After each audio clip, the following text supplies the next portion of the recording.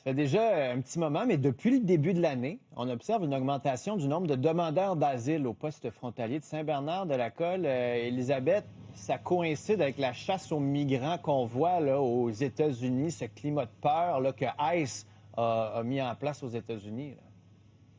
Voilà. Et ce qui devait se passer également aujourd'hui, c'est qu'il y a un peu plus de 350 000 ressortissants haïtiens aux États-Unis qui devaient perdre le statut de protection temporaire qui leur avait été octroyé. Il y a eu un revirement de situation. Là. Il y a le juge fédéral qui a décidé de prolonger ce statut. Mais entre-temps, effectivement, nous, on avait fait la demande à TVA Nouvelle, à l'Agence des services frontaliers pour voir s'il y avait, on constatait une augmentation et regarder les chiffres qu'on nous a fait parvenir.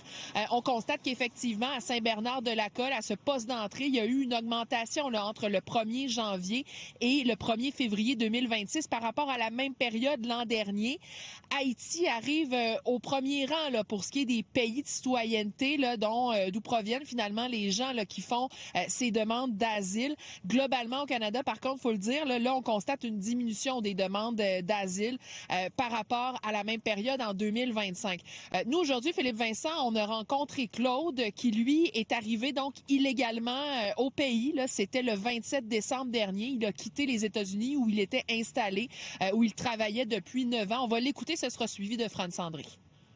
Nous, les immigrants là-bas, nous sommes totalement menacés par ce gouvernement. Avant que mon TPS ait terminé, j'ai pris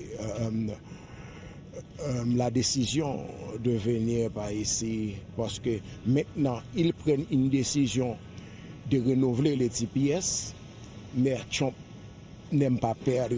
Les gens sont affolés et ils ont dit, Monsieur André, merci de me mettre en garde contre les éléments, la température, le risque que je prends, mais je préfère prendre le risque de mourir peut-être à terre parce que j'ai cette solution que de me faire tirer en pleine face. Et cette jeune dame qui a cet enfant de 7 ans, c'est ce qu'elle a dit.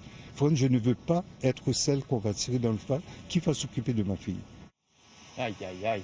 Un climat, justement, voilà, un climat là, qui vient s'ajouter à cette peur, bien sûr, d'être expulsé. Là. C'est ce que témoignait M. André, qui, lui, a le sentiment, en fait, constate une augmentation et sent que les gens vont continuer là, de vouloir venir ici.